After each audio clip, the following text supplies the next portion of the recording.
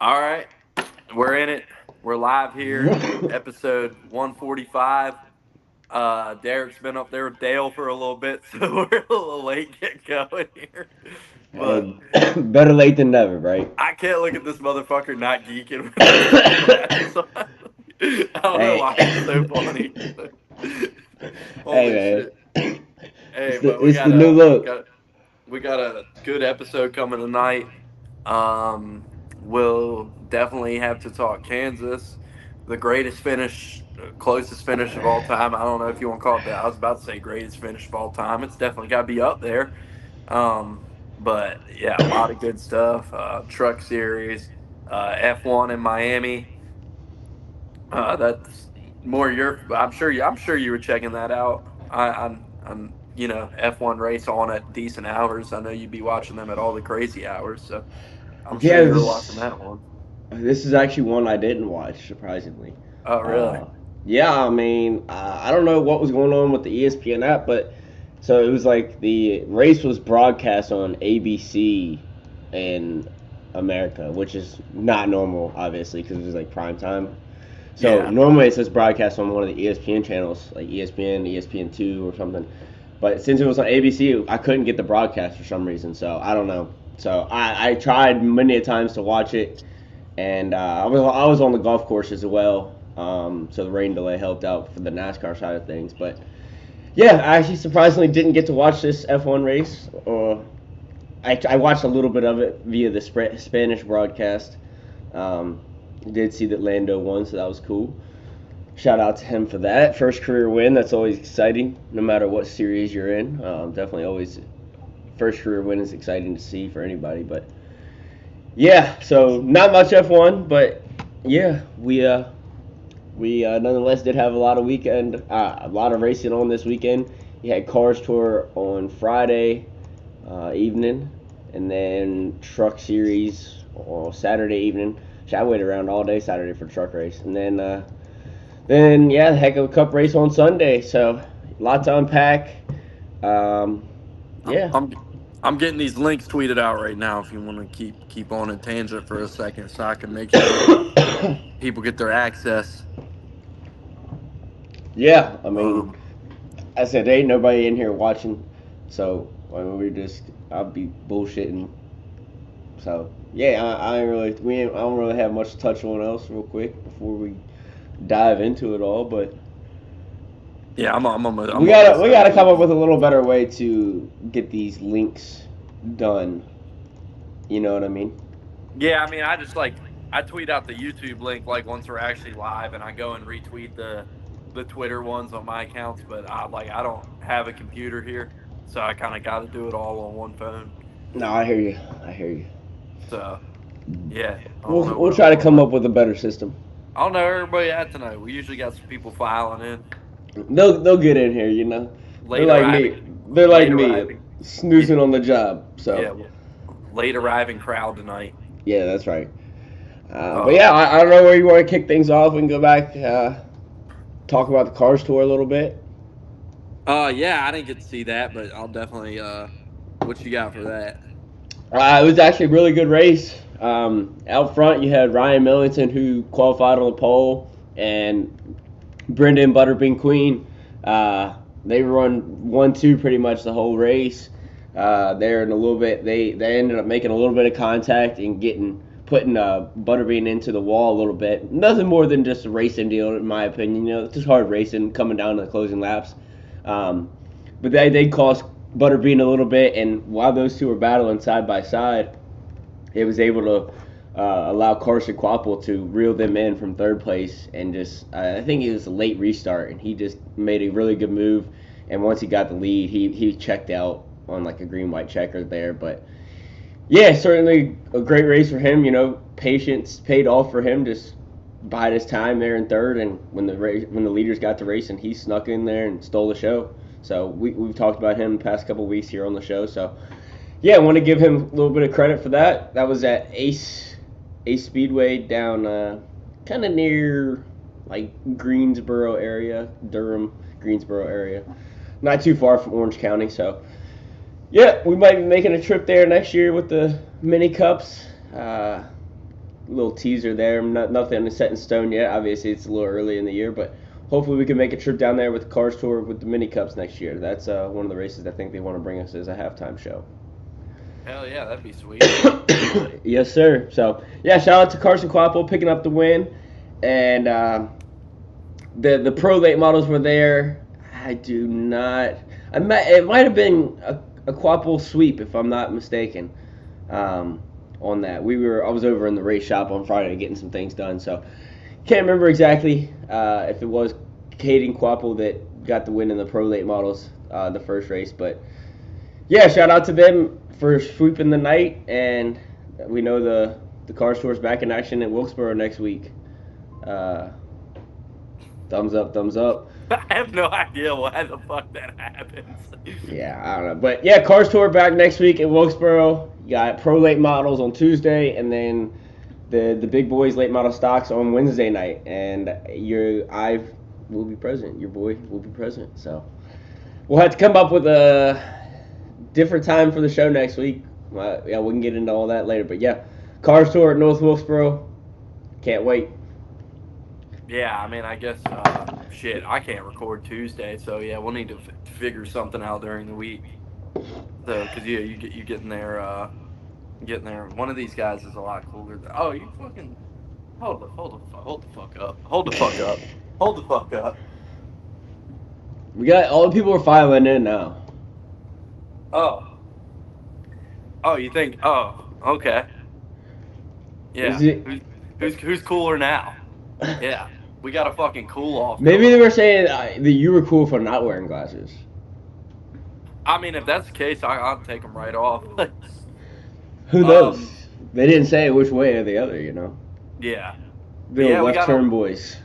But yeah, there's some Cars Tour. We got a lot to talk about in this episode. Obviously, going to Darlington too. Wanted to mention we did our throwback draft last week, just like we did last year. Did it again this year. We're gonna have a poll just like we did last year again this year, but so yeah, we're gonna get to all that posted up. Thought it was a good idea, but yeah, so yeah, we're gonna do that once again this year, just like we did after we got the draft done last week. Know we missed some paint schemes, so that's right. As I said, it was everybody had the fair opportunity, the same opportunity to draft them. You know what I mean? All the schemes that were available. So, yeah, do you have a rundown of our list handy or no? I would need to go back and check it. All right. So when is the poll going to be live? Expect that this week? I was going to post it, like, when I post this episode. That was my plan, like, the whole time, like, post it around the same time. All right, so you hear that, folks? When you see this episode go live, that's when the poll will be live. So get those votes in. Make sure you know who you're voting for.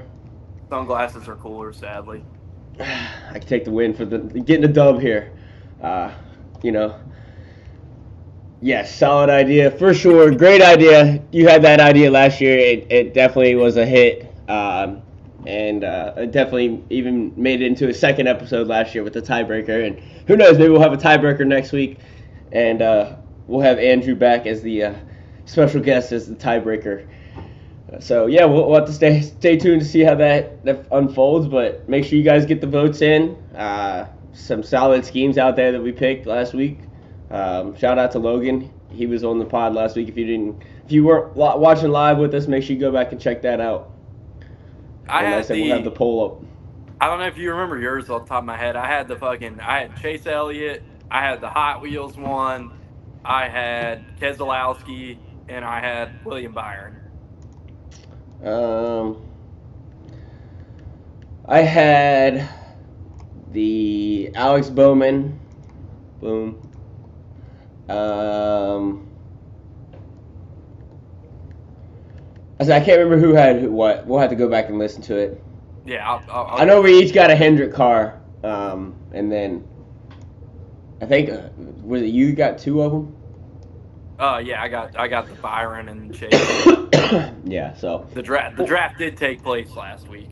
Yeah, it's been a week, so yeah, we'll have to get back to that. Listen, the poll will be out later this week, if not tonight. Check back tomorrow, get the votes in. Dude, for the one I that. wanted to mention though, that like I sent it to you in the group chat earlier this week and asked if I could change my picks. Like I think that 71 is like my new favorite of everything.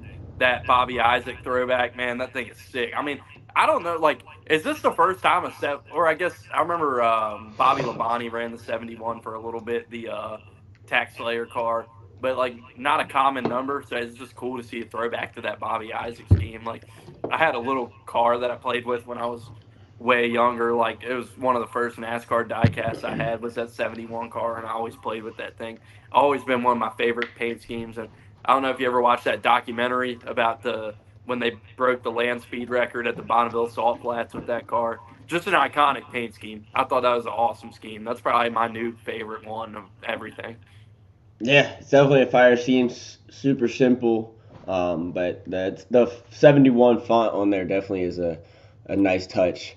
And I mean that's kind of a nice transition if you want. I mean we're kind of jumping all over the board here, no real order, but I feel like that's a good transition to kind of the news that broke today about that Yeah. 71 car. So yeah, it came out today. Of course, I left my phone in my truck this morning. Didn't have my phone all day at work, so I scrolling Twitter. I think on the way out on my work phone, I was actually scrolling, I guess, Instagram, and saw that it was saw that Michael McDowell had signed to the 71. I guess it was rumored around lunchtime and then officially announced later this afternoon. But yeah, silly season is starting before Memorial Day. Kind of wild. Uh, Dude, did you read what I think? So yeah, McDowell leaving front row, going to Spire. Did you read that post from Matt Weaver that I sent in the group chat where he said like there's been the rumors about SHR selling charters, but he posted in his article that the building, like the whole fucking operation's up for sale. well, yeah, So I mean, at this point, I feel like everything is on the table.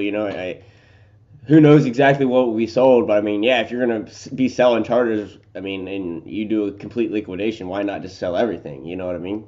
yeah, I mean, I Get thought they out were while just you're getting downside. out. I thought they were just Well, they might be. downsizing. I mean, like I said, there's nothing officially said about that yet. I think they're Yeah, weighing for their sure. options, seeing what's out there, seeing who's willing to bite. You know what I mean? What potential buyers do you have? Do you have a potential buyer for the building?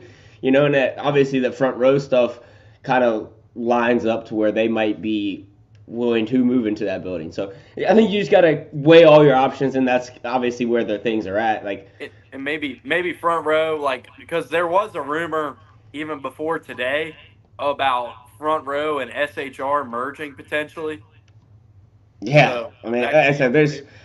there's been all sorts of talk about crazy things happen. I mean, obviously, this rumors of SHR selling and slash downsizing were out last year.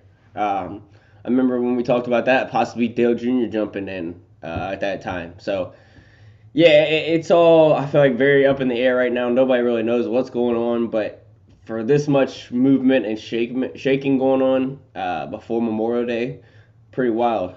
I think some big things are on the horizon for sure. Yeah. I mean, last week we saw what's his fucking name? That dude who always tries to put out clickbait. I guess he's right this time. I can't remember his fucking name, but he said like, "Oh, this is going to be the craziest silly season ever." So, I mean, we'll see. At least the wheels started turning today. Yeah, I So mean, yeah, you kind of heard rumblings throughout the weekend of it, and yeah, finally some news broke today. So I will say, for McDowell though, we touch on him real quick, and then we can move on and get to the racing. But like it, so the press release made it sound like that was McDowell's decision to leave there based off what that sounded like, and I don't particularly love the move for McDowell because, like, obviously I don't know what's going on behind the scenes there, but like I said, it like the wording made it sound like he chose to leave, and if that's the case, to leave FRM when they're kind of on the rise with a tier one Ford partnership to go to a tier three Chevy team. I don't really get the move from his aspect, but I mean, who knows like what all could be leading up to that decision. yeah, I certainly thought the same thing. It didn't seem like an equal move. Cody It's said he just feels like he got pushed out. yeah, I mean he could be, and like, everybody's just trying to do the right thing and say the right things. Um, well, I said, who are you bringing up if you're front row? Like, who's that guy? I mean, Well, Michael McDowell's been your guy. Make room if for they Riley. That's what my they say. my thought process is possibly like if I'm guessing what's going to happen on top, and this is just my fucking guess, but like if the FRM SHR merger does happen, Todd stays, keeps one of those rides, and then Barry, Noah, and Briscoe stay, and Priest is probably the odd man out there. I imagine we'd agree on if that was to come true.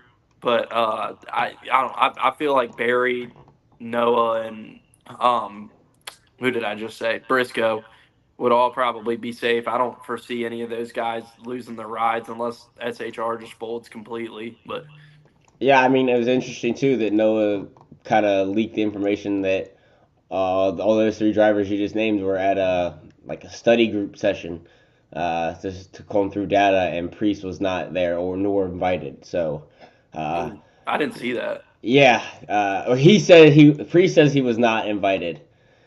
Um, Cody Oh, says FMR SHR merger is possible. SHR sells two of theirs. FMR keeps their two. Gregson, Briscoe, Barry, Toddy are safe. So yeah, I mean nobody knows how it plays out, but yeah, I think like you said, the writing on the wall is Priest is the oddball out there. did Um, did you see that? By the way, like off topic, did you see that Noah like Zen shirt he put out? That thing is fucking sick. I'm getting yeah, that. pretty sweet shirt. But yeah, we talk going back to your original question is this an equal lateral move for McDowell? And I agree. I don't think it is, but maybe he's trying to set himself up for like long term. We see both Hamlin and Keselowski getting into ownership roles. Maybe that's something McDowell is interested in. Maybe becoming a minority stake owner, and Spire would be a good spot to do that. I think. Also, a team that's kind of up and coming, easy to kind of get your foot in the door if you were to look at be like owner of that. So maybe there is a potential there that I like it. Noah Craig's and I love hey, it, dude. I'm getting that shirt that's for sure. perfect. But yeah, so maybe there's some things we haven't heard about there, and that makes it more of a suitable option for McDowell. Um, and hell, you should we kind of get back into racing stuff. I mean, damn, Carson Hocevar is making that 77 look like a damn rocket ship some weeks. Dude, one of the things I was gonna say, like when we get to the race this week, because obviously Corey had the incident with Jimmy. Like I've been a long time Corey fan and defender, and I love Corey as a person, regardless. But he's got to step it up, man, because he's getting outrun by Hocevar every week. And I'm a fan of Corey's regardless, because like I said, I like him as a person, like his spot in the sport, whether he's a great driver or not. People can have their opinions about that, but yeah, regardless, he's in a situation where Hocevar is kind of showing him up, man. Hocevar is doing a good job. Yeah, we knew this would happen. I mean, Hocevar ran great in the one race he got last year. I guess he ran a couple more in the 42 after the fact, but yeah, he definitely ran great in that one race he ran for Spire at Gateway. Um, and this is kind of why he was brought along. You always want that quarterback competition, quote unquote, in camp. To push both guys and get the best results out of both guys. So yeah, Corey. I mean, like I said, I've always been a long time supporter. Always will be. He's a great dude, and yeah, he just needs to step it up. It's not just this one week. He's been getting outran by Hocevar pretty much week in and week out. So yeah, not just a knock on him this week because he wrecked the old 7 time. That was just more of a racing deal, I think, because Jimmy checked up for a wreck in front of him, and Corey's just, you're launching it down there into turn one. So, kind of a racing deal there, in my opinion. Obviously, Jimmy wasn't too happy about it, gave him the old stare down, the death stare. Uh, but yeah, Corey got to step it up. That seat's going to be getting warm if he doesn't. Yeah, definitely. Yeah, I mean, To bring it full circle, we see that Spire's not afraid to be making big moves here, middle of the year.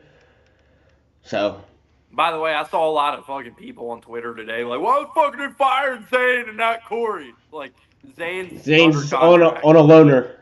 Yeah, He's on a like loner, guys. I didn't realize people were so misinformed about that, but yes, the plan was never for Zane to be there after this year. I don't think No. so, but obviously some people didn't know. All right. Um, where do you want to go from here? Truck racing? What the hell? You there? Uh-oh. Technical difficulties here again. He's gonna have to leave. Let's see. Yeah, I knew it. Phone call again. So if you're watching, send some comments, ask some questions while we get Travis back on the line here. Is he back? I don't hear any audio yet.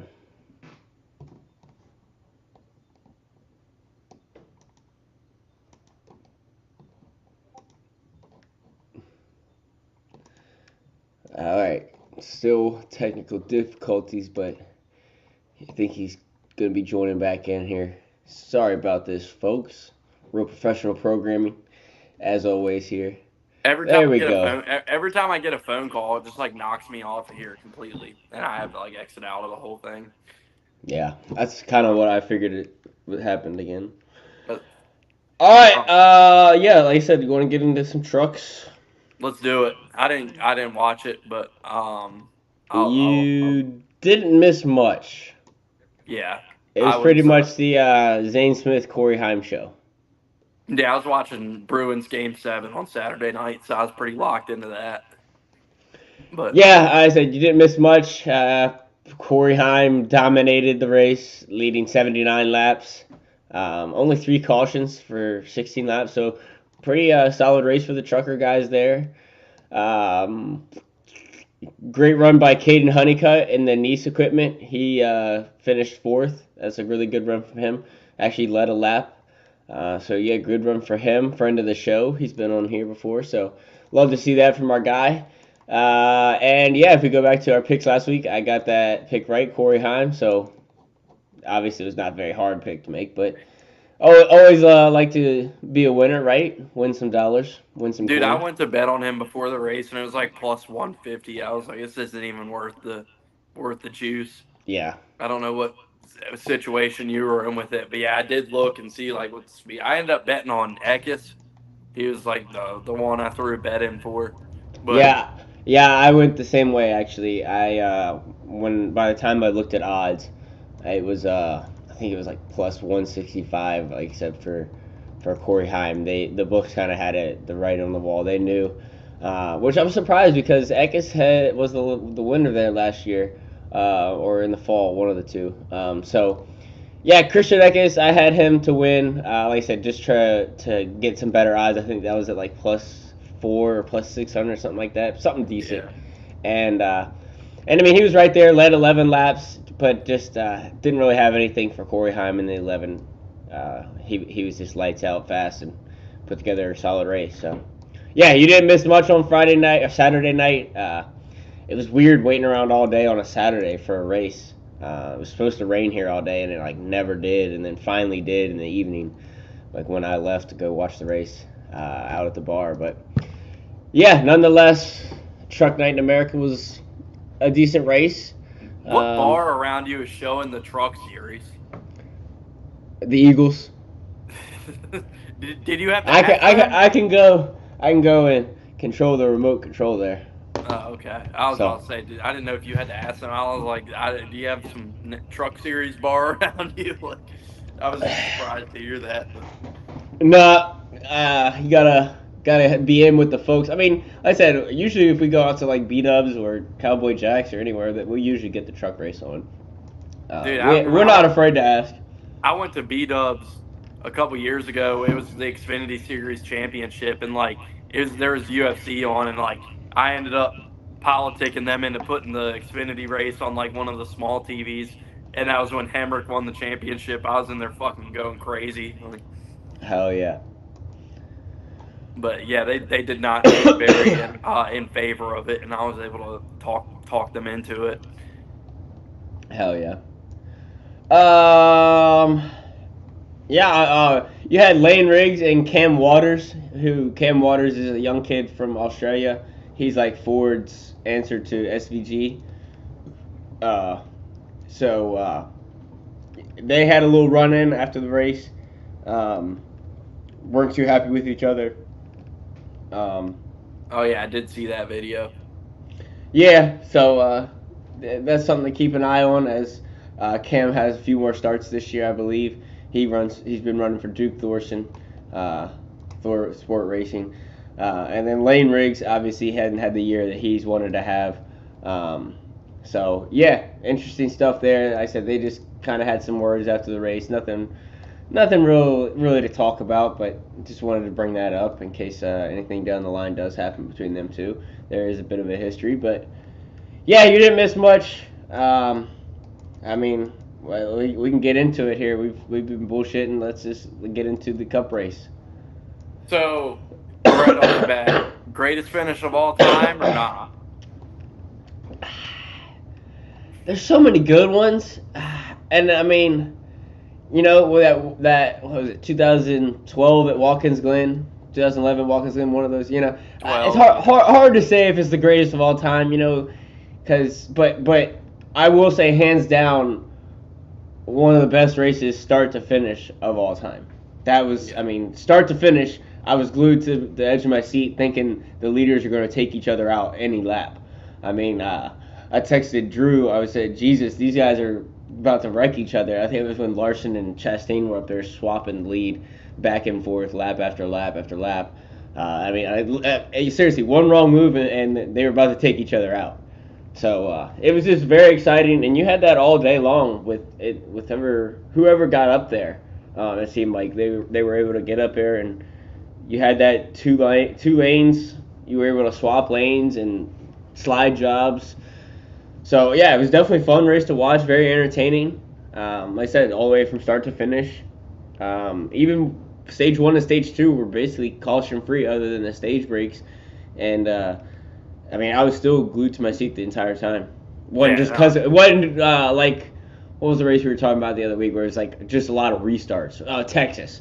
Yeah. You know, it wasn't necessarily a great race, but it just was very entertaining with all the restarts. It was not that this weekend. This was actually good racing, and we've seen that shit the past handful of years at Kansas. It's been some damn good racing there. I'm already planning a trip to Kansas in the fall. I'm like, I gotta fucking go and see a race there. Like, I mean, it's the best track in NASCAR right now. Pretty undisputed, I think, at this point after that race on Sunday. Like, you know, it was definitely up there before, and it had put on some great racing, but I think after Sunday, it's undisputed number one. Like, I want to get there bad and see a race now. What's up, Joey? What does that mean? Olo? I'm not sure. I thought you was trying to say what. I thought you was trying to say what track was better. I was like, I ain't never heard of this racetrack. I'm gonna go with Ola, but yeah, I got it. I'm with it. But yeah, I mean, it's definitely up there. I mean, like I said, everybody's gonna have their favorite as probably like whatever hits close to home to you, whether it's your closest to you or you're more of a super speedway guy. You know what I mean? But definitely mile and a half. This is top 3 in the series right now. Hard to argue. I mean, Charlotte's up there, but yeah, I mean, like I said, definitely top 3 tracks right now on the circuit. We gotta get our meme game up because I'm not sure what he's referring to. Yeah, I'm lost on that. He's gonna have to send it to me. My bad. But yeah, so definitely top 3 track right now. Great racing. I mean, the last 3 races at Kansas have had great finishes. I mean, you go back to obviously this one that we're going to be talking about for the rest of our lives. Then in the fall, you had that Reddick 3-wide move on the restart, and then back to last spring is when you had the contact between Hamlin and Larson. So yeah, just great racing all around. He says Pocono is my favorite racetrack. 2-hour drive from LI. What's that mean? Long Island. Long Island. Okay. Environment is fire except for the weed farm off the turn 3 near the racing school. Hey, you know that's not a problem over here. You know what I mean? We'll make that work, Joey.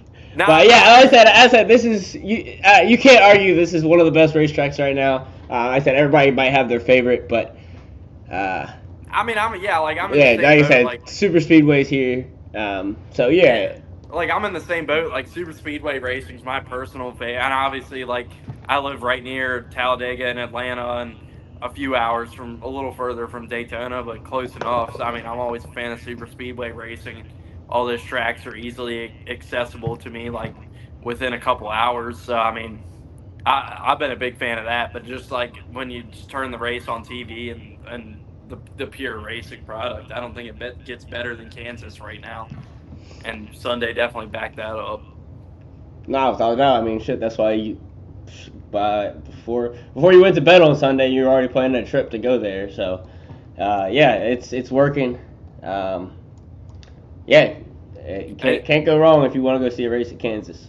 As soon as that race ended, because my mom's been talking about wanting to go to a race this year and like wanting to plan a trip for a race, I was like, we gotta go to Kansas. That's the one.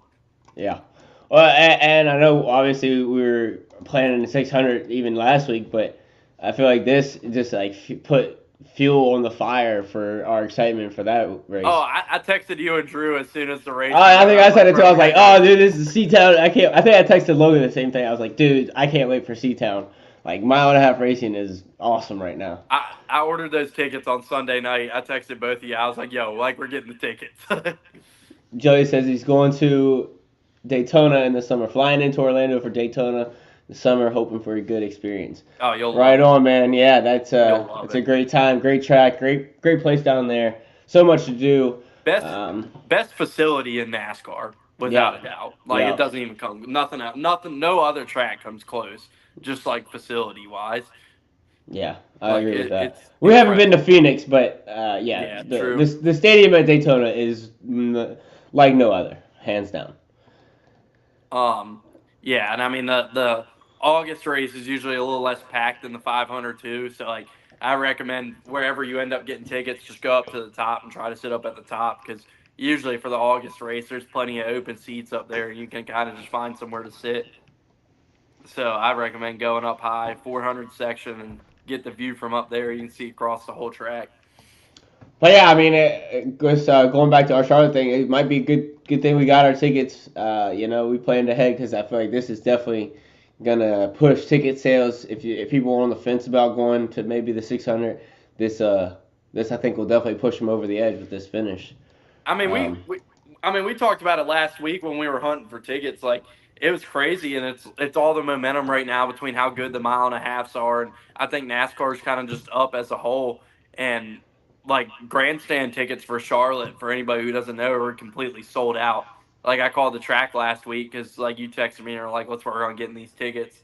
And I was like, bet. I called the track. They're completely sold out of grandstand tickets already. All they have left is the standing room ones and like some suites, I think. So you got to go third party. Yeah, that's what I bought them off TickPick. Like, got it. That's why, because you texted me that price and I saw that when I woke up that next morning and I was like, golly. Yeah. But that makes more sense. Makes more sense. But hey, NASCAR's back, folks. Get your tickets. Get the popcorn. It's a damn show every week. He said, hoping to continue the Misha race and Elliott win streak. Hell yeah. Hell yeah, man. Always awesome when your favorite driver wins, when you're in attendance. That's definitely a great feeling. But yeah, what else? I mean, like I said, we probably talk about this finish all night. But I mean, prayers to anybody who had a Buescher win ticket. Oh my God, I'd been sick, dude. God, I would have been sick. Dude. I mean, even if you're the team, and we just talked about 2 weeks ago scoring pylons. Everybody's looking at the scoring pylon thinking the 17 won. So it was incorrect. I mean, if you had a Buescher win ticket, because I mean, it was probably gone off like, I imagine probably like plus 4,000, plus 5,000, something like that. I think I saw plus 7,000. I saw a ticket. Yeah. I think I saw tickets at plus 7,000. So. Man, yeah, if you had a Buescher win ticket, like, that's gotta be. I can't imagine anything worse. I'm so glad I didn't have one myself. Like, I'd still probably just be depressed right now.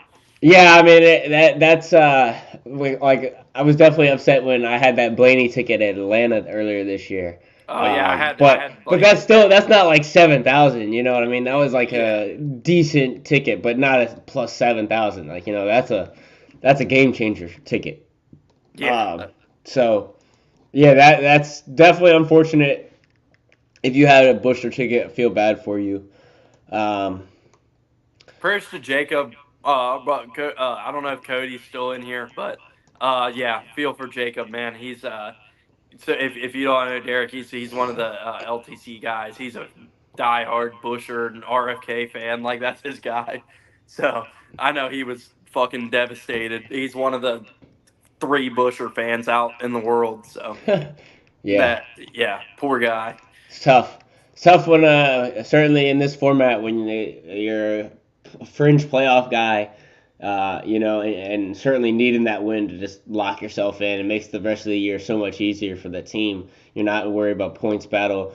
I mean, because we're after this week or this week we're halfway through the regular season, so points are really going to start becoming paramount now, especially with the way the trends are going of only a handful of guys getting these wins.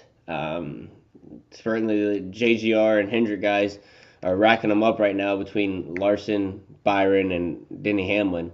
And we've already had one winner who's going to take one of those point spots probably because I mean Suarez is sitting 19th, 20th in points right now, so that's at least one guy from the outside that's going to jump in and move that cut line up unless he turns it around and gets up there in points and deems that irrelevant. But as of now, he'd be taking one of those point spots.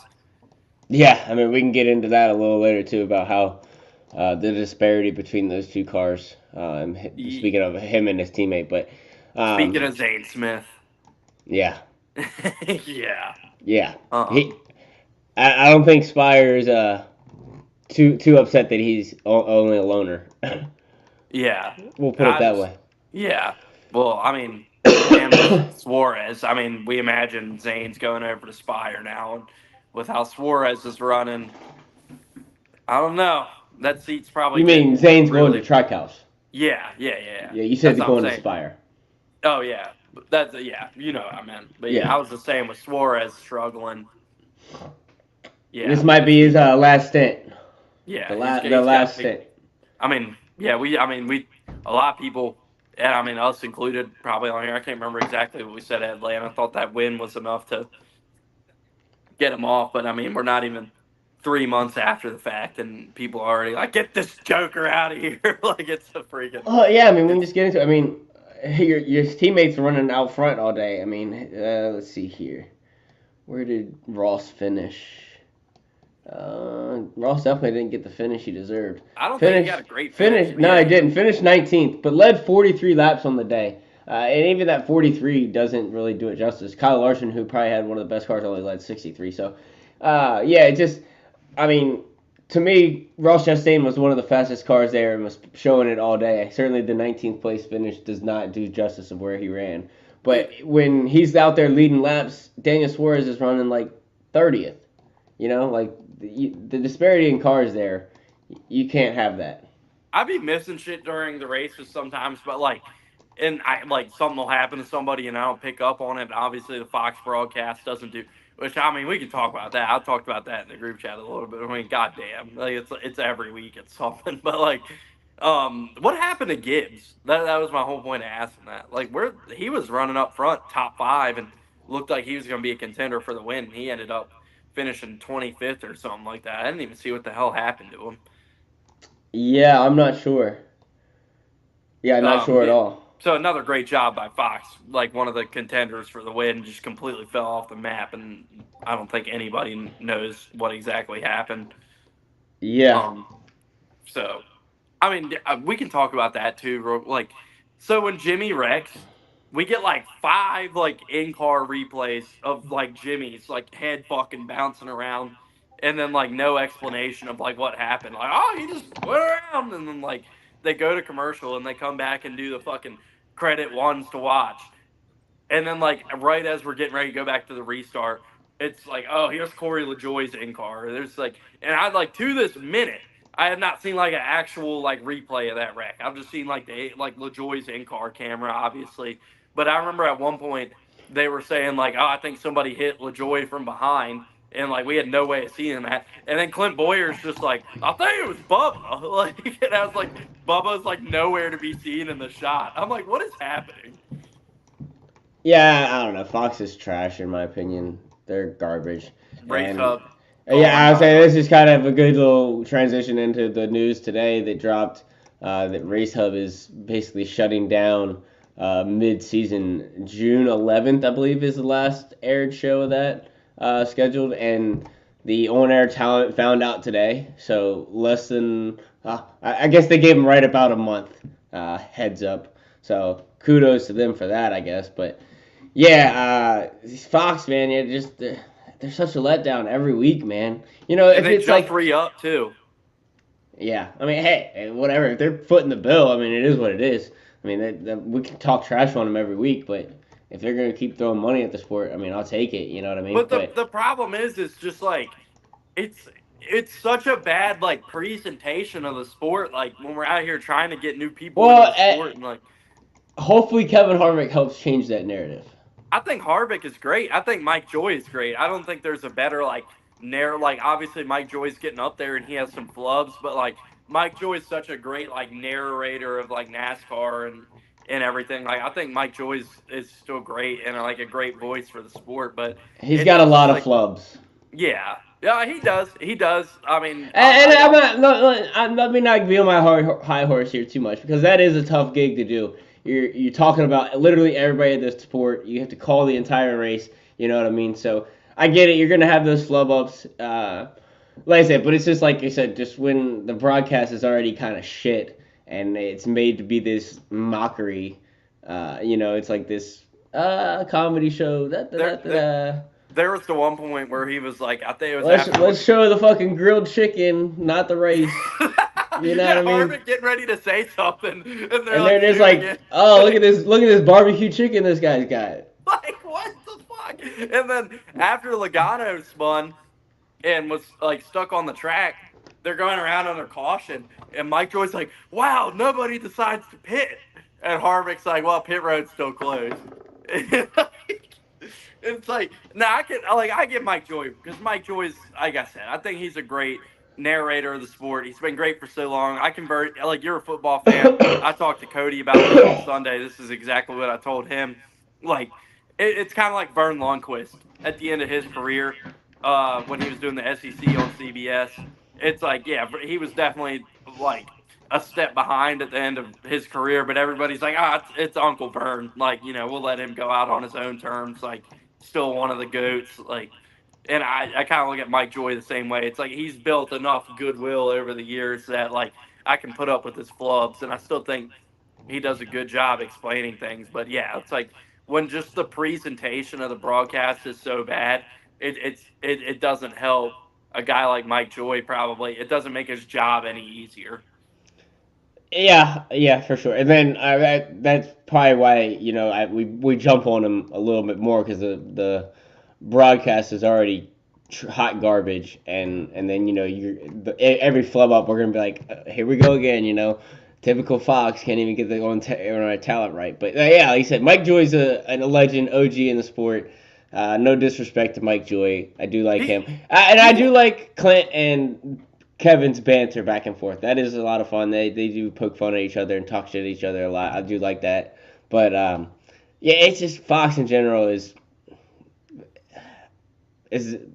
doesn't hold a candle to NBC. We'll just put it that way.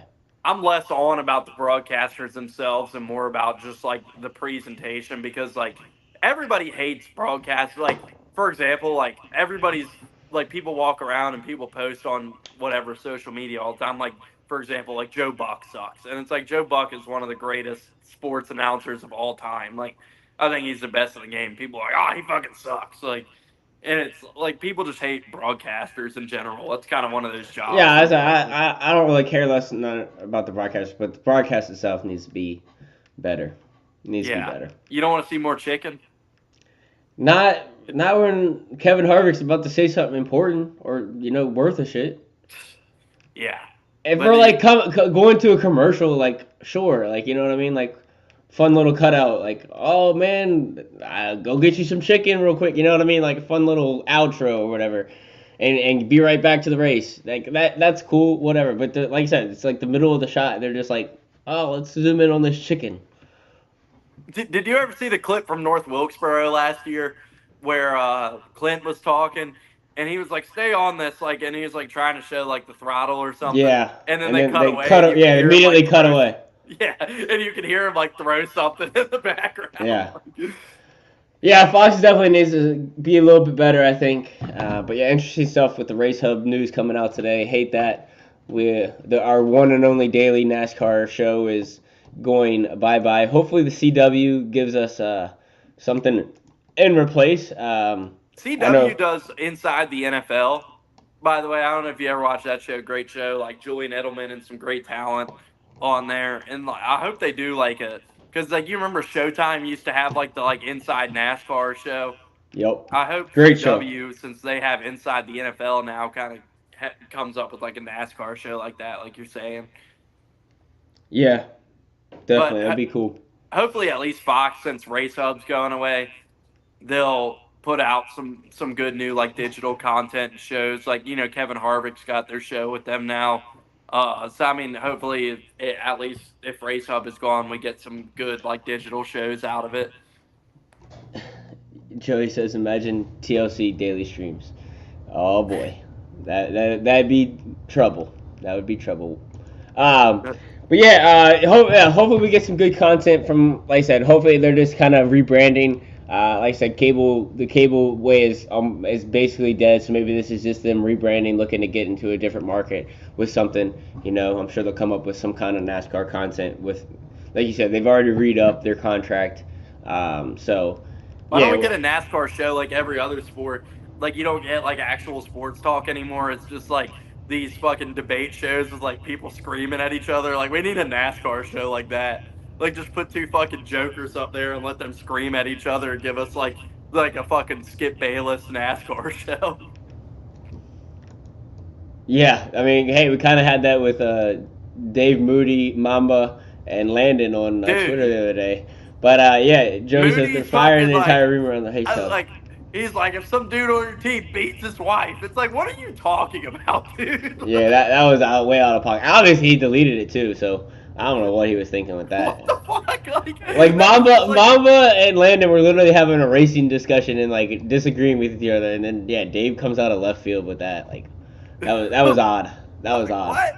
And I didn't even really agree with what Landon was saying. Like, and I don't like the way he like. I told you in the group chat. Like he told Mamba like you're just paid off by NASCAR. Like basically like something like that.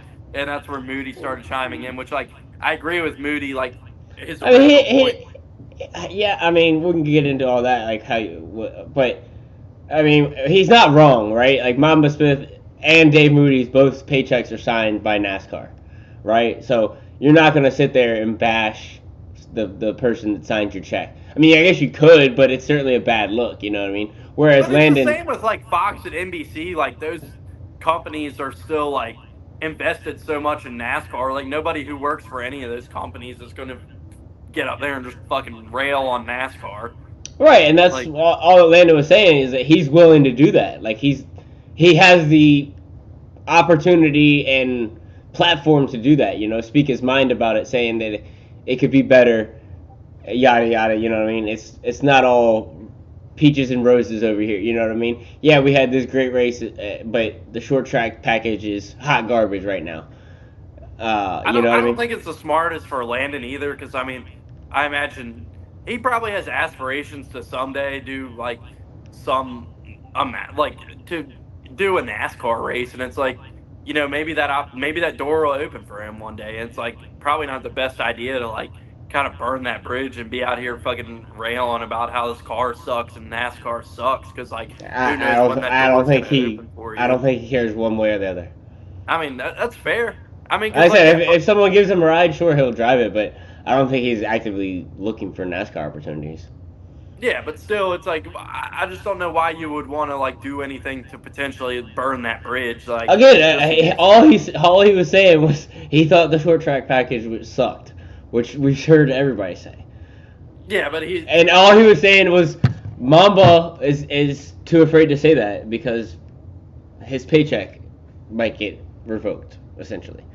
I 100% agree with Landon with that. Yeah, I mean, I agree the short track package isn't good, but yeah, it's just I Like I don't said, know. Like, I didn't look at it like he was trying to disrespect mom, but I just thought it was like saying like, hey, look, yeah, we're not going to agree on this because you are getting paid by this company. but I'm yeah, not. you're So still attacking the guy's credibility, and that's kind of like my I don't think whole issue that's with your it. Like, target. I mean, he's drove one of Mamba's cars. I mean, like I said, I didn't think there was a tackle. I thought there was just a healthy discussion. So that's what yeah, I thought. Like you said, to get two people up there yelling and screaming at each other. That's what it seemed like.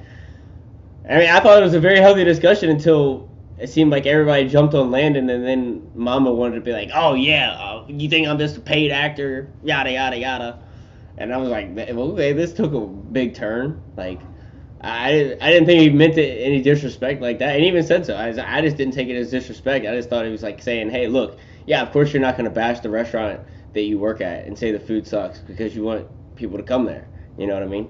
Whereas Landon works for a different restaurant, and he's saying, yeah, that restaurant's not that great. This restaurant's good. You know what I mean? Like, I get it. I didn't think it was. Again, you're always not gonna bash the company you work for. You know, I guess you could, but it's just not healthy. I don't think.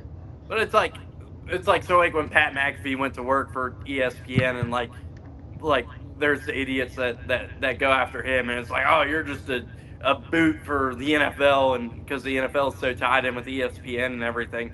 Now that you work But for he, ESPN, and like that pisses Pat off, like because like that's not the case, and I just kind of like well, I I thought view it the same Pat as is that. also one that's not afraid to talk shit and Yeah, keep it real.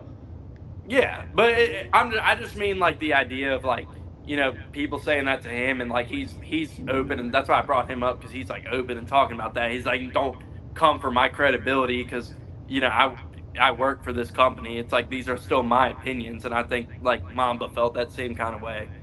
Yeah, and I mean, like I said, everybody can have their opinion about it, and I just say that yeah, Mamba's gonna have those opinions because of who's paying his paycheck, you know. So I don't know. I didn't have any problem with it. Obviously, people got real butthurt on Twitter over it. Um, Dave Moody especially. Yeah, so Moody. I'm a Dave Moody fan, but it's like what the like listen, where did that come from? this was an AB conversation. What the hell Yeah, does Dave Moody even have to do with it? yeah, and then just like somebody beats their wife. I Like, what are you say, and talking domestic about? abuse. Like, I thought we were talking about racing, Dave. Like, what are we talking about? Right? Like, But yeah, so that of was all the certainly interesting. analogies you could use, like that's the fucking best you could come up with. Like, Jeez, jeez, Louise, put the internet away, Dave. yeah, No, for that's real. enough internet for the day. Yeah, and I mean, like I said, I'm a Dave Moody fan. Like, so I'm not one of these people who's just like he's a fucking idiot. But that No, but that was definitely, way out of pocket. yeah. But yeah, I mean, yeah, I guess that's that. I just wanted to bring up as far as the race itself before I guess we'll probably start moving on soon. I did want to ask real quick, like, as far as like how the finish went, like, did you have a problem with like Larson's move or anything? Like, did you think it was dirty? Because like Busher seemed pretty bothered by it, and like I thought he was kind of throwing a jab at Larson when like he put out a tweet about how clean Denny raced him when they were battling. Like, did you have a problem with Larson's move? The door banging? Yeah. No. Yeah. No, I mean, if I'm Busher, yeah, I get it. Like, I'm upset. Like, I raced you clean all the way through 3 and 4. I could have easily just moved up the track and stuffed you in the fence, and we wouldn't even had this discussion. You know what I mean? It wouldn't have been close. So I get Busher's like, damn, I raced you clean. I would have hoped for the same in return, which it was clean, but it's just that's what you do. It comes down to the end of these things when you're drag racing to a line like that. Like, you're just gonna try to get as close as you can and side drive that guy, and contact is gonna be made. And go back to Sieg the other week. Nice guys finish second. You know what I mean? Like, if you wanted to win the race, just stuff that guy in the fence and call it good. You know what I mean? Especially if you're that guy that needs that win. You're a fringe playoff guy like Sieg, like Busher. You know what I mean? So yeah, I mean, I get it. He was hoping they could just race it straight up, but I have no issues with coming to the line, drag racing like that, door banging. I mean, we saw it at Darlington in '03, door banging coming to the line. Like that's just what you do in these things. You know what I mean? That's just racing for the win when it's literally within inches. So no, I had no issues with it. I do get why Buescher's upset, and I think that's more of just like right after the fact of yes, we thought we won. Oh fuck, no, we didn't. You know what I mean? I'm just more upset, disappointed in that. So yeah, no issues from my end. I was excited. That finish was very exciting. Also, the start finish line stuff, I think that was just a matter of people being uneducated. Where the start finish line that's painted on the track is there for show. It's not like they use a digital line, like just like we saw in the Kentucky Derby on Saturday, like another photo finish. Like they just showed the digital thing up there, and it's the same with NASCAR. Like I think people are confused and they don't know that like the painted start finish line is there for show basically. Like that could not even exist and it wouldn't matter. Yeah, I mean, I didn't know that. I was, I guess, uninformed. You know, I always thought like the picture that you see, like coming from the TV angle, you know, that they show pointing down into the infield where they're coming to the line. I thought that's the one they always used, and then like they just look at the picture and determine it from there. You know what I mean? I didn't know it was that scientific of they had lasers and shit. So, yeah, I thought that was pretty cool, very informative. Jeff Gluck had a lot of information on that Yeah, in his did. podcast. I think he did a video on Twitter too. If you wanted to just like quick highlights from that, so very informative stuff from Jeff Gluck. Uh, NASCAR posted the picture too with yeah, like the digital line that they used to determine because like I guess like the start finish line there was like crooked and people it was thought way bad.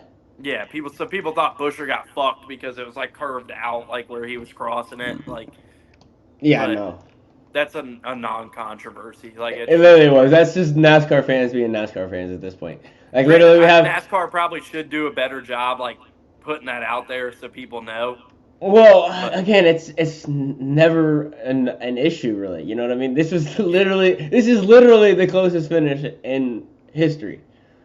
I mean, they fucking tied. yeah it was 0.000. Zero.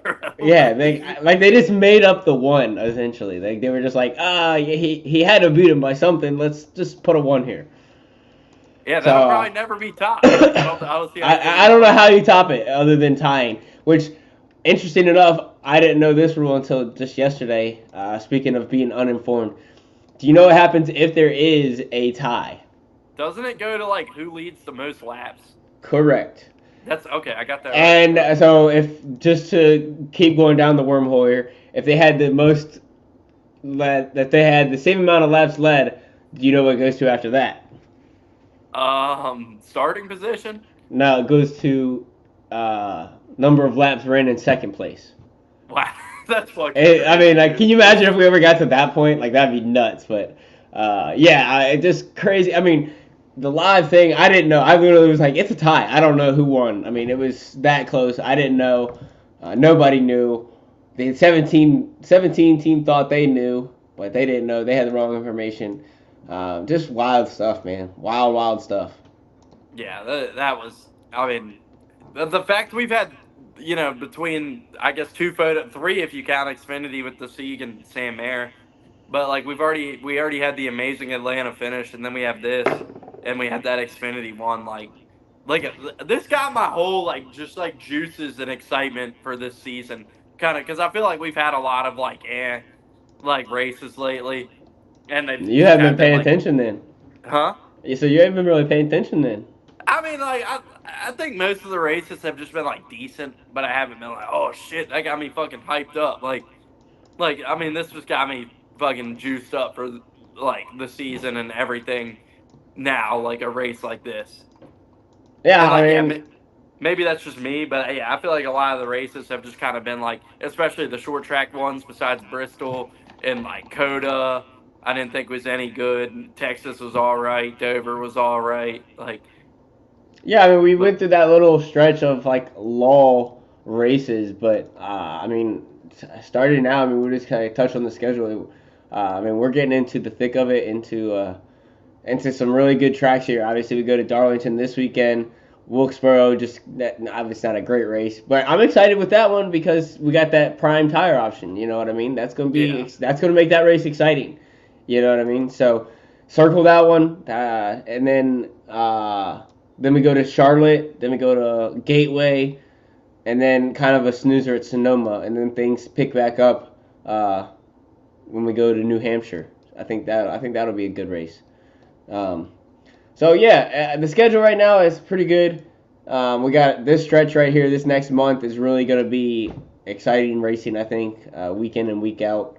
So yeah, kudos to NASCAR with the scheduling stuff. They've definitely keep it interesting, keep it fresh. So yeah, I just want to give them kudos to that. For sure. I feel like we talk about that every time around this time of year. That they've done a good job with the schedule, how races line up. So yeah, anything else from Kansas?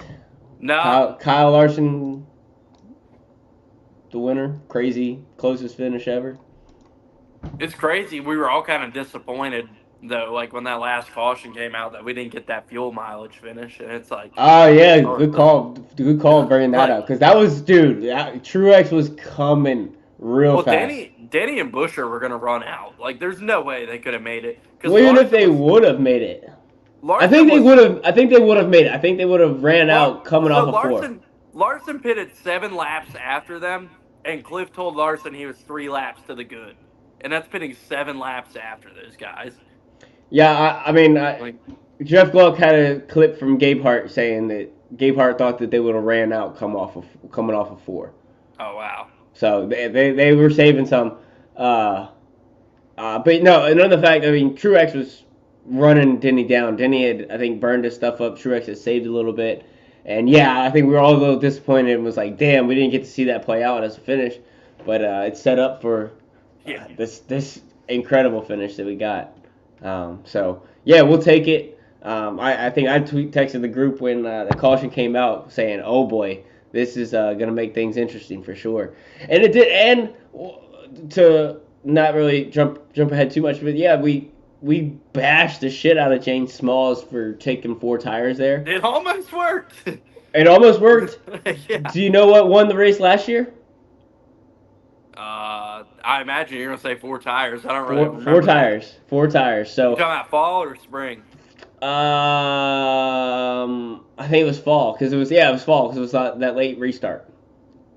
When Red. But there was also not as many people took 2. Like I said, that 10 people staying out taking 2 definitely killed Truex's strategy there. Even if you have like 6 only take 2, Truex wins that race, no doubt. It's crazy too. If anything happened to Larson and Busher, like Chase and Truex were racing for 3rd, and they had a photo finish for 3rd as well. Yeah, it was definitely a crazy finish. So yeah, definitely good call. And reminded me of that Truex had a piece. He definitely needed that. I think 4th place finish. Really solid run for Truex, and they're definitely knocking on the verge of a win. I think you can go ahead and pencil me in for them winning another Coca-Cola 600 in 2 weeks. Oh yeah, there you go, calling your shot. I like it. Calling it here a couple weeks early. Yep. Well, you got F1 Outlaws, any of that before we move on to some picks? No, I didn't watch any Outlaws. They're actually racing right now at Lincoln Speedway, as we talk here. But yeah, High Limits is back this weekend. So yeah, we'll get into some of that picks. But yeah, we'll get into Darlington picks. Yeah, we got triple header this weekend. Yes, sir. Busy weekend. Yeah, so let's we can get into Darlington. All right. Well, hell yeah, it's gonna be good. I love Darlington, so should be fun. We had a great race here. We've had a few good races here the last few years, I feel like. Obviously, we had last spring. That was the Chastain, Larson getting together and all that, and that was chaos. And then last fall, Larson won. That was when Harvick probably had the winning car if he didn't, if that caution didn't come out like right before he made it to pit road. But yeah, I mean, I feel like Darlington's been a pretty good track for the next gen. So we had the Logano Byron finish here. That was the first race with the next gen. That was last year. We had the Eric Jones win. That was this race last year, right? No, that was the year before. Last year was Byron won. That was when Larson and Chastain got together. Oh yes, yes. This the whole Chastain needs to calm it down from Mr. H. Yeah, Yeah, I remember. Damn, time flies. I know. All right, yeah. So triple header this weekend. Was it trucks on Friday night? Yes, sir. All right, trucks on Friday night at 7:30. The old South Carolina 200. Buckle up, South Carolina 200. Let me pull some odds up here. I'll let you go ahead and lead us off if you want. Definitely buckle up through there in Darlington, as we found out. Yeah, yeah. even though we were buckled up. Yeah, that's um, right. but I mean, I'll go with the chalk on Friday night since you're throwing it to me first. Kyle Busch. You tell me what the odds are, but Actually, do not see truck odds currently. Kyle Busch plus 125, whatever it is, probably. Yeah, right. Is he running that like blue and black and orange truck? Yeah. Okay, kind of reminds me of the old NOS car that he won when he did the second sweep at Bristol. If you have those in mind, that whenever they dropped the render of that truck, I was like, damn, that really reminds me of that car a lot. Okay, so Kyle Busch with the chalky pick. Hey, you know what? I'm gonna go with it again. It's time. Kid's on a roll. Obviously, after the win at Kansas, he's gonna go back to back. So give me Corey Heim in the 11. All right. He got Take Saturday. Anybody but Busch, I guess, you know. Moving on to Saturday, Crown Royal Purple Bag Project 200. Golly, what a name! What a name! Remember the Crown Royal races? Like, it used to always be Richmond, and it would be some like random person's name. It'd be and then it was Indy. Yeah. Yeah, I do remember that. But yeah, moving on to that, Willie B. Give me the chalky pick for Saturday. Willie B in the 17, plus 275. All right, I'll go with another, I guess, kind of chalky one, but he's so good here. Won the spring race here a couple years in a row, and another sweet throwback that wasn't released when we did our draft, but would have to be up there. Give me Justin Allgaier. I like it. Yeah, that Brant Skebe was fire. Yeah, that thing was nice. Speaking of throwbacks and Xfinity, I like that SVG Marcos Ambrose car too. Yep. It's a nice touch. Also, Ryan Siegs hit late model with the Flames. I don't know if you saw that. I don't think I saw that one. Yeah, you can look that one up when we get off of here, but it's a good one. All right. Sunday. Who you got? Goodyear 400. Another great 3 p.m. I kind of set this up knowing who I was going to pick going in, but another great throwback that released after we did our draft, a guy who's really good at this track. Give me the Melon Man. There, if I can turn this the right way. There we go. Give me the Melon Man. Ross Chastain. I like it. The odds are at. My Kyle Busch pick last week, by the way, was looking pretty good for a while. We didn't even talk about that restart, by the way. Him going from 20th to 8th. Obviously, that kind of got overshadowed. But it did. I couldn't believe that. He was the reason for that last caution that set up a green-white checkered. And, yeah, it drove 20th to 8th. There's a clip going around his in-car with Derek Nealon calling him through that mess. And it's a spotter's dream to listen to that. I was chubbed up listening to all that audio, watching him come through there. That's a cool clip. I like that. I like the Ross Chastain pick. We talked about him fast at Kansas last week. Led a bunch of laps. For Ross, make us some money this week. And he obviously was fast here. Last year was in contention to lead or win the race. Was leading, and then obviously got in that melee with the Hendrick Motorsports Brigade. But yeah, that's plus 1,300 for Chastain victory this weekend at Darlington. I like it.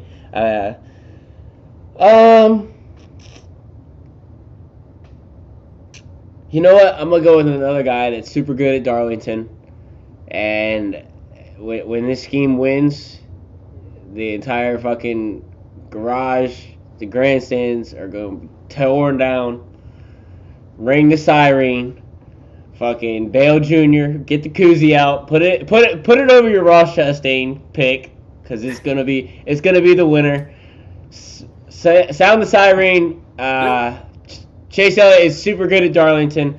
The books are sleeping on him this week. Obviously, he just got the win at Texas. I can't believe the odds are at this plus 1,400 for the win. These two are where the money's at this week. Yep, right there in one shot. Go ahead and just clip that. That's our picks right there in one shot. Here. I'll even take it to you so we can get a nice screen grab out of it. There you pick go. One of these two, you'll be in good shape on Sunday. Just bet both of these, and you'll be on good shape come Sunday night. Yeah. Hey, even right now, both of those guys' top three are, let's see, Chastain 350, Elliott 400 for top three. So even if you wanted to play a little safe and just go top threes, not bad plays for this weekend. All right, top tens. Let's get some folks some money here. I feel like we've been hitting on these pretty good. I don't remember exactly who we had last week, but I feel like we've been on a decent roll on these. So I got one. Go ahead. Teed up for here. He runs very fucking good at this track. I don't know if you remember a couple years ago the whole Byron Logano race. Finished third. Justin Haley. Okay, that's not who I was thinking. Oh, okay. Yeah. No, I'm going Justin Haley. No, I like it. That's a super long shot. That's plus 1,600. It's a driver's racetrack. So yeah. Very good here. He's had it's one of his best tracks. Yeah, I mean, I thought you were going in a different direction, which this guy is again very good here. If you flash back to 2021, I think when Kevin Harvick won, this guy finished second, almost actually stole it coming off of 4. Give me the 3 car, Austin Dillon at plus 550. Obviously, RCR's shown some speed here the past couple weeks with Kyle Busch. I think this is a good racetrack for Austin Dillon. He needs a really good run, so give me Austin Dillon to steal top 10 this week. I'm keeping it realistic. I mean, obviously the Justin Haley pick is realistic, but 1,600, that's crazy. Yeah, he finished third here 2 years ago, like I was saying, in that 2022 spring race. So. Yeah, I mean, that's also Colleague versus Rick Ware, so. But they've had some good runs this year. They have. I mean, they're going to have to hit it. They're going to have to be on it, you know what I mean? Darlington's definitely a grueling race. I think we're going to have some trouble for those guys to hit. Those are long shot top 10s. But we'll text out a card. We'll make sure we get out cards this week. We've been bad about that, so we'll get cards out this week of what we're playing. I'll get back to getting it posted and everything for sure. Yeah, so we'll see what we end up playing for this weekend, and I'm not sure what we're gonna do next week. But what can we do, like a afternoon show next week, like a Wednesday afternoon? Yeah, we probably could do that. Racing doesn't start till like 8:30 Wednesday, so. Yeah, we could probably do that. I think Tuesday's busy and Thursday's busy for me next week. Yeah, Tuesday's busy for me too. So yeah, Wednesday would be ideal. Let's do like a Wednesday after work show. Unless we do it Monday, that'd be the other option. No, that's not enough time to digest the race. Yeah, let's do Wednesday like afternoon. Just get with me early in the week, and then we'll carve out a window, and I'll just make sure I have that window planned out. We'll plan for that. Earliest possible time for you Wednesday, and then I'll pencil it out during our schedule. Wilks for me.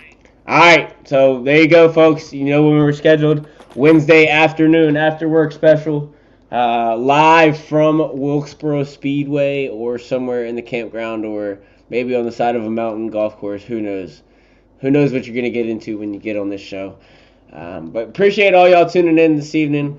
Go vote the throwback draft. I thought it was a good idea. I thought it was fun. We did it last year. Throwback draft. Like we did last year. We're going to post another poll just like we did last year. So we're going to do that again. So make sure you do it. Draft it up. The poll will be live here shortly. I'm going to make the graphics when we get off here just like we did last year. So. Just like last year. Yeah. All right. Until next week, guy. See ya. Later.